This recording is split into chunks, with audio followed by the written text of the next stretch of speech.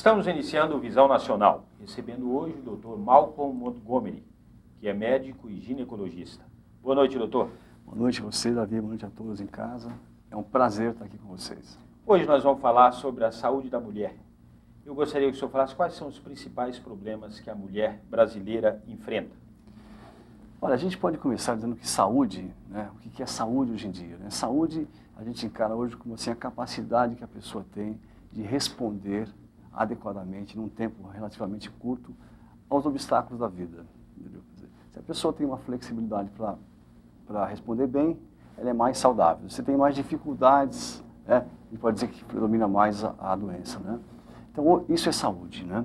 Então, a saúde da mulher, de uma forma mais moderna, a gente observa como uma mulher assim, que tem um cuidado, obviamente, físico desde a infância, principalmente nutricional, né?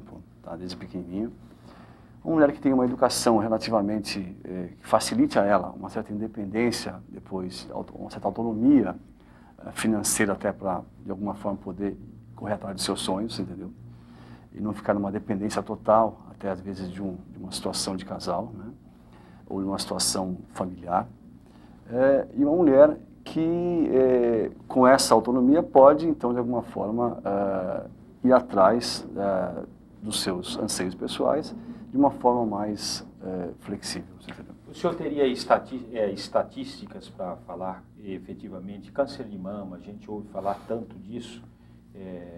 Menopausa, isso não é uma doença, na verdade, mas são situações que a mulher acaba tendo que enfrentar pela vida.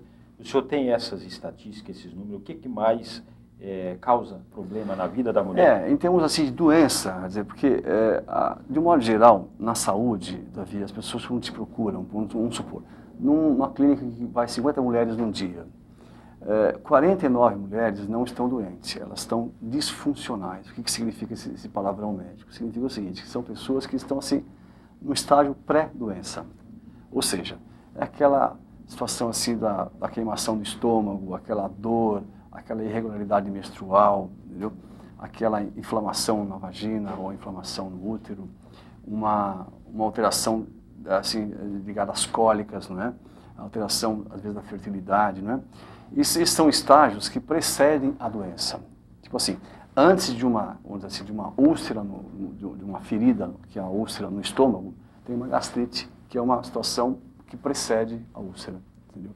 Então, se a gente puder, a medicina moderna é essa, né? Ajudar as pessoas a se curarem antes de chegarem na doença, entendeu?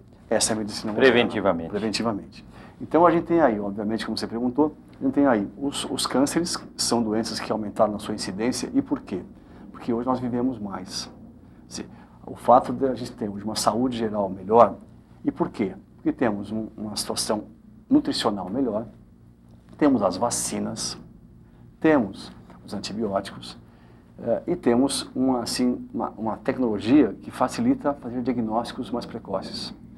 Ou seja, diagnóstico mais precoce, quer dizer, antes da coisa evoluir muito, você pode evitar que a doença se agrave. Então isso gerou o quê? Maior longevidade, quer dizer, as pessoas têm mais tempo de vida do que há 50 anos atrás no Brasil. Pra você ter uma ideia, a média há 50 anos atrás no Brasil não chegava a 60 anos de vida das pessoas. Hoje a média é 74. E isso é no mundo inteiro, né? Na Europa é mais ainda, 80 anos, mais ainda. Na Europa, Estados Unidos, mais ainda, chega a 80 anos as mulheres. Ou seja, isso significa que praticamente são 25 anos depois da menopausa. Perfeito. Esses planos de acompanhamento da saúde da mulher, o governo deve ter alguns planos para tratar preventivamente, aliás, para cuidar preventivamente da saúde da mulher? Sim, hoje a gente, por exemplo, está tentando tirar fora do contexto nacional o câncer de colo de útero, que é um câncer completamente prevenível, né? Através de um exame simplérrimo, que é o Papa Nicolau. O Papa Nicolau é um exame que se faz no consultório, no ambulatório de um hospital, onde a mulher simplesmente colhe o material vaginal e isso vai para um microscópio, a gente olha, observa aquelas células ali, é simplérrimo, barato também. Esse exame, acrescentado de um outro, que é chamado colposcopia, também fecha 100% a prevenção do câncer de colo, que é um câncer que já está abolido de outros países mais desenvolvidos, não existe mais. Porque fazem exatamente esses exames. Exatamente. Né?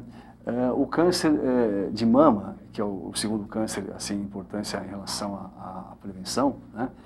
O câncer de mama não pode ser prevenido, mas ele pode ser tratado precocemente.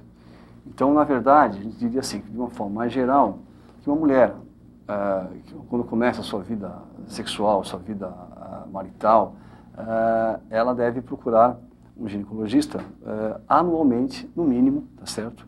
Mesmo que não tenha nenhum problema, para justamente fazer um Papa Nicolau por ano, tá certo? Isso quando não tem alguma história, na sua história familiar, assim, de mais evidência de cânceres na família.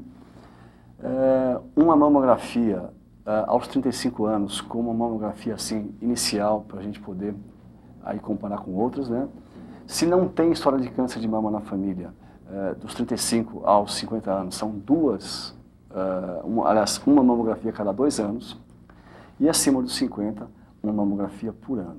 Agora, doutor, o senhor é profissional, médico ginecologista aqui em São Paulo, capital. Sim. É a maior cidade do Brasil, mas não existe um certo preconceito, um medo, um distanciamento da mulher brasileira pelo interior, as cidades menores, quanto mais distante, para procurar um médico para fazer um exame, porque é um exame meio íntimo, né? Íntimo. Sim, sim. Quanto mais distante da cidade grande, não tem essa dificuldade? O senhor tem conhecimento disso? Sim. Quanto mais a gente avança em termos assim do interior do Brasil, a gente vai ter, obviamente, mais dificuldades, não só por timidez, como também por questões sociais, né? Às vezes as pessoas não têm dinheiro para pegar um ônibus para ir num hospital fazer um Papa Nicolau. Então, não é nem a questão, às vezes, de informação, né? É uma questão realmente social. Mas eu acho que o que é importante no que você perguntou, Davi, é relacionado assim, a essa coisa assim de não buscar ajuda e não se prevenir. Porque, na verdade, assim, a atitude que as pessoas têm em relação à vida delas, elas também têm em relação à saúde, em relação ao amor, em relação ao sexo. Quer dizer, se a pessoa é uma pessoa que gosta da vida, ela vai se tratar, né? Se é uma pessoa assim, um pouco mais deprimida nos seus anseios pessoais, na sua vida meio bloqueada, assim, ela tende a ter um comportamento assim, menos assim, criativo em relação à sua saúde. Quer dizer, E pelo que o senhor falou, esse exame ele é simples, ele pode ser em qualquer cidade pequena, um médico consegue fazer. Qualquer cidade pequena, uma assistência de saúde geral da prefeitura pode fazer um Papa Nicolau para evitar o câncer de colo de útero. E não precisa ter vergonha, na verdade é defender a própria vida. A verdade, as mulheres dão à luz nessa posição, quer dizer, não tem nada mais natural do que dar à luz, né, a um bebê. Então, e se tem vergonha de um médico homem, procura uma médica mulher, né? Isso também pode ser feito. Quer dizer, o importante é realmente buscar essa medicina preventiva. Doutor Malcolm, pedir licença, nós vamos fazer um rápido intervalo e a gente volta já.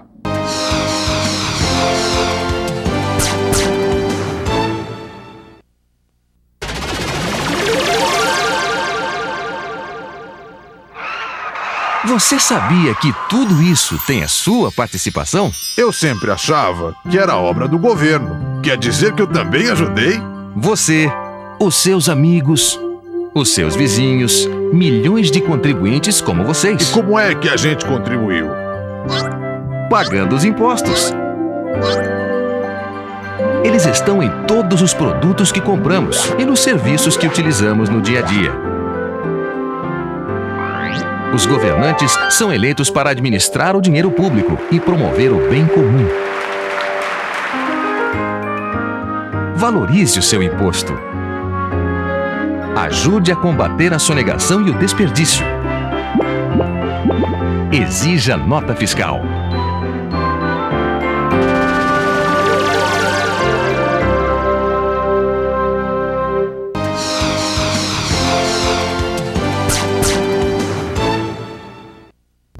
Estamos de volta com Visão Nacional, falando hoje com o Dr. Malcolm Montgomery. Doutor, vamos começar esse segundo bloco com uma pergunta do telespectador. Dr. Malcolm, eu gostaria de saber quais são os cuidados práticos que toda mulher deve adotar em relação ao câncer de mama. Bem, em relação ao câncer de mama, que é um câncer que hoje está matando muita gente, mas que pode ser completamente evitado. Aliás, a palavra câncer, viu, Davi, é uma palavra que sempre é meio associada a uma doença que mata, né? Aquela coisa Mas hoje o câncer dificilmente mata se for feito o diagnóstico no começo do câncer, você entendeu? Então, o que a gente tem que fazer, gente? Olha, E mulheres que têm na família, a avó, a tia, a irmã que tiveram câncer de mama, essas mulheres estão mais, num grupo mais arriscado para ter um câncer de mama. Então, vamos ver o geral. O geral é assim, 35 anos, tem que buscar um hospital para fazer uma mamografia, que é uma radiografia da mama, tá? Que é acompanhado de um ultrassom também, um exame que acompanha o exame radiológico.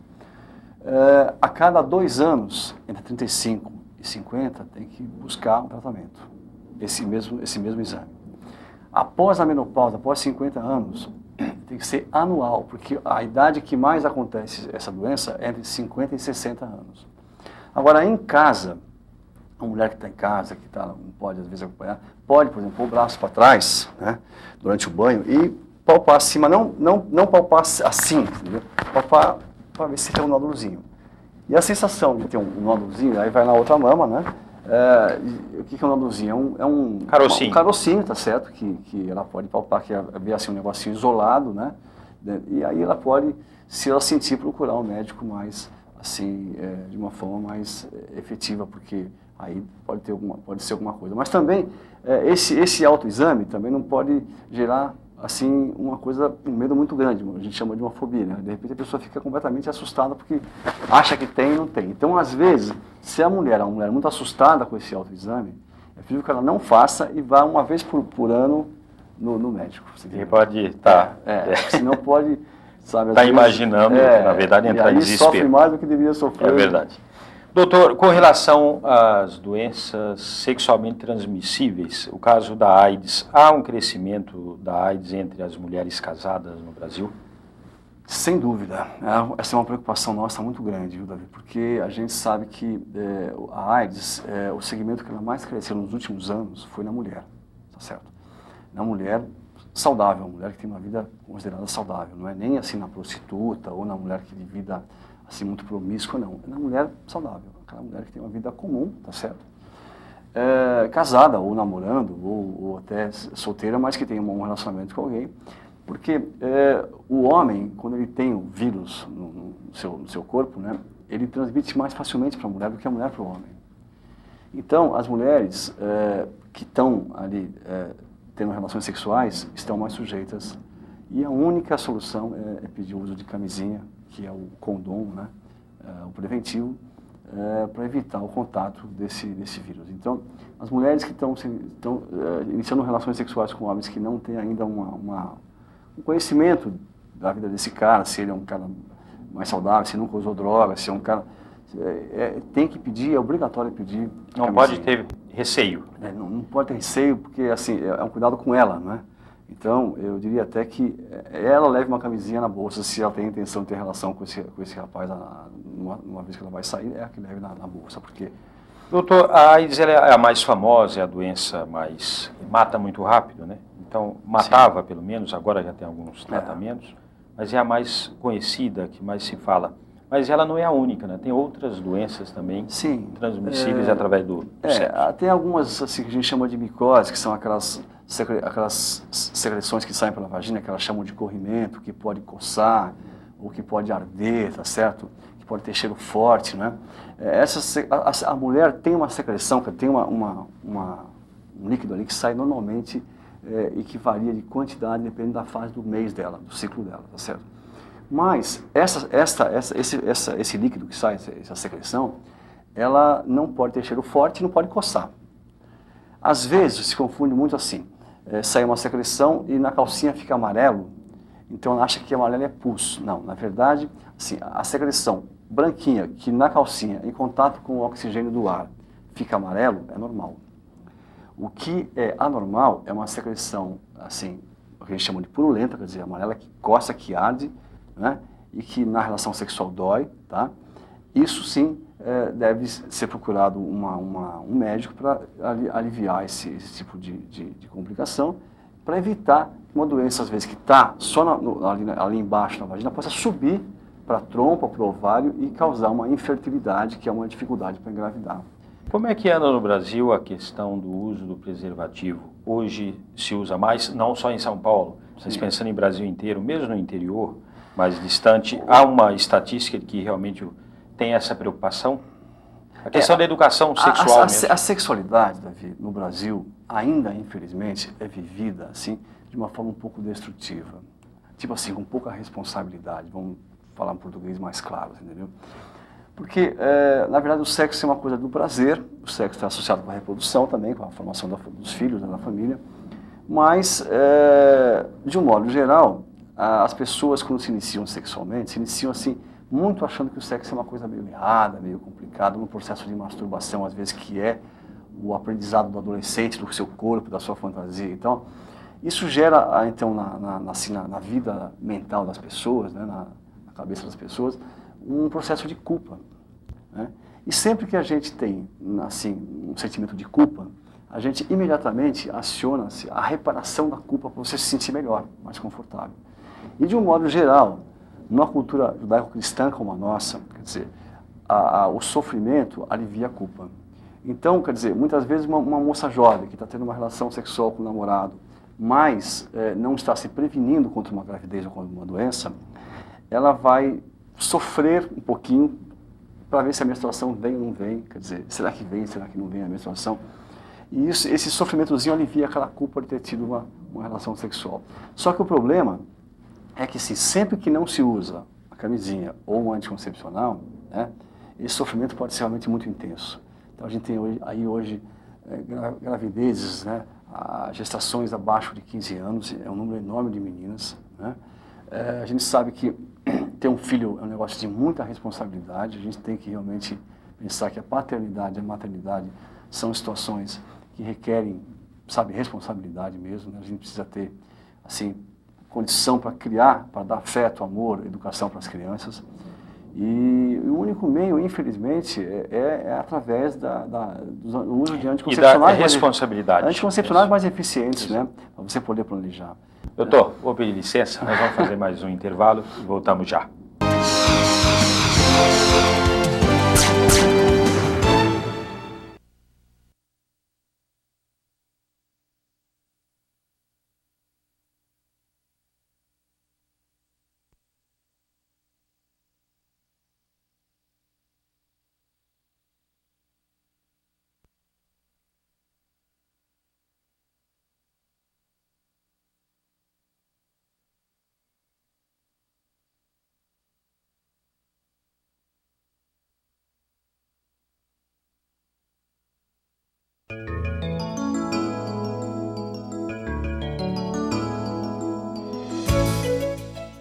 A primeira plenária nacional da FENAFISCO acontecerá de 12 a 16 de junho nas instalações do Clube Mediterrâneo, Village Rio das Pedras, no estado do Rio de Janeiro. A programação do evento contará com debates e palestras sobre temas nacionais de grande importância à categoria dos fiscais de rendas. Os interessados deverão fazer suas inscrições nos sindicatos ou diretamente na FENAFISCO, através do telefone 0, o código da sua prestadora, 61 224 0515.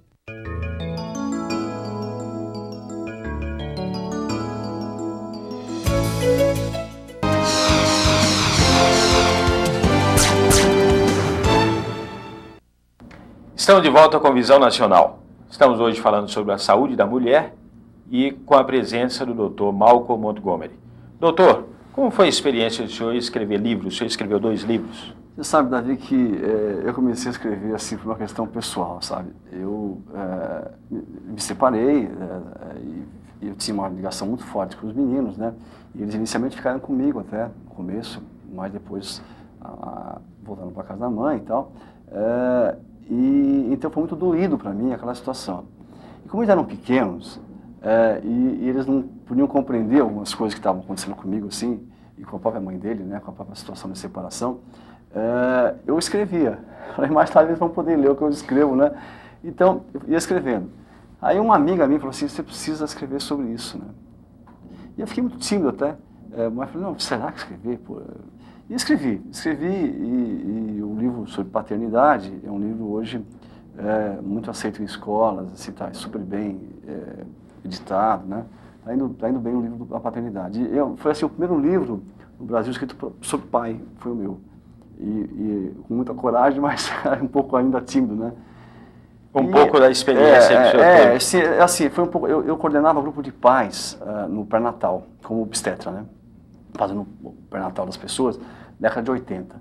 Então, e foi muito interessante assim, porque quando eu fazia aquele trabalho preventivo no pré-natal, eu conversava muito com os casais. Aí, eu percebi que as mulheres se inibiam um pouquinho com o marido da outra do grupo. Então, um dia eu falei assim, gente, vamos fazer assim, os casais na quinta-feira e na outra semana vem só as mulheres, para eles poderem falar mais das suas dificuldades e tal. Aí um pai falou assim, pô, Malcolm, que machista é esse você é, né? Quer dizer, por que não também só os homens? Então eu passei a reunir assim, os casais, depois só as mulheres, depois só os homens. Então foi muito interessante você conviver quase com ali uns 6, 7 anos com um grupo de pais no pré-natal. Quais eram as aspirações dos homens que iam ser pai? Quais eram as dificuldades que eles tinham para lidar com a paternidade? Porque o amor da mãe é um amor mais carnal, assim, o amor do pai é mais virtual, né? Vamos dizer assim, o nosso cordão umbilical é meio virtual, a gente tem que o amor do pai é o amor do crédito, né? Quer dizer, tem que acreditar, porque ele não tem aquela coisa, assim, orgânica da gravidez. E o pai ensina o amor da ausência, que é um amor super importante de ser ensinado, e a mãe ensina o amor da presença, principalmente. E o amor da ausência é um amor que é importante de ser ensinado. São duas funções complementares, né? Então, foi muito gostoso escrever sobre paternidade, só que eu escrevi para os homens. Embora seja médico de mulher, eu escrevi para os homens. Mas o que aconteceu foi o seguinte, as mulheres queriam o livro. Elas compravam o livro para ler o livro e davam para o marido ler. Então eu falei, eu sou médico de mulher, vou escrever para a mulher. Aí meu segundo livro foi 5 anos depois, sobre a mulher. E esse livro foi um livro escrito assim da minha experiência de 20 anos como ginecologista e obstetra. Mas sempre com uma visão mais ampla do universo Esse feminino. livro ele virou seriado. Esse livro, ele foi comprado, os direitos autorais dele, pela Rede Globo, para ficar o livro de referência do seriado Mulher. Quer dizer, o que o Daniel Filho, que era o diretor que indicou o livro, que gostou muito do livro e adquiriu o livro pela TV Globo, o Daniel queria que o seriado tivesse o clima do livro. Assim, que as médicas, as duas médicas, a Eva Vilma e a Patrícia Pilar, que elas tivessem uma visão da mulher mais ou menos como eu vejo a mulher no livro. Então, a Eva Vilma montou o papel daquela médica um pouco mais flexível, um pouco mais humana, baseado no livro. E os roteiristas do Mulher escreviam o roteiro junto com o livro, porque eles tinham que dar aquele clima, né, do livro Mulher. Então, na verdade, depois eu fui contratado para ser consultor do seriado de supervisão médica. Então, eu dava os temas, a equipe de roteirista aprovava, né, daí eu fazia uma sinopsezinha e toda a relação médico-paciente eu dava para eles. Né. Foi um acompanhamento permanente. Foi um trabalho para mim diferente, um trabalho interessante, porque eu até assim pensei que, olha, como educação de massa, de grandes populações, o seriado foi super bem criticado, né, pelo público leigo, pela massa, pelo pessoal de jornal, pelo pessoal de crítica e também de televisão. Então, para mim foi uma satisfação, um privilégio ter feito parte, né, daquele grupo de pessoas que trabalhou no Mulher. Como que pode... Qual é a editora dos livros? A editora Gente. Os dois livros. Né? Eu gostaria, nosso tempo está chegando ao final, que o senhor fizesse as considerações finais. Eu acredito que a mulher evoluiu muito nos últimos 40 anos, tá certo? E que o caminho é pela educação mesmo, sabe, Davi? Eu acho que a educação é que vai dar às mulheres todos os instrumentos para que elas possam ter uma vida mais saudável, tá certo? Até uma certa independência financeira, isso também ajudaria elas a colaborar mais com o marido. Eu acho que, assim, o novo pai, que é o tema do meu livro, depende da nova mãe, quer dizer, depende dela. Nós somos sempre atrás das mulheres, quer dizer, nós homens, né? Então, eu acho que essa nova matriz social que está se formando, que é, assim, um pai que ensina o amor da ausência, que sempre ensinou, e também o amor da presença, a mãe que ensina o amor da presença e também um pouco do amor da ausência, os dois com poderes mais equitativos dentro de um casal, vai gerar uma nova matriz social, onde vão nascer crianças e ser criadas de uma forma que eu acho... Eu sou otimista em relação às crianças do futuro. Eu acho que elas vão ser mais humanas em relação às crianças do passado. Tipo assim, elas vão ter mais facilidade para lidar com o amor, para lidar com os seus sonhos e para correr atrás, entendeu? Nós agradecemos a presença do Dr. Malcolm Montgomery. Foi um prazer. Tenham todos uma boa semana e até o próximo programa.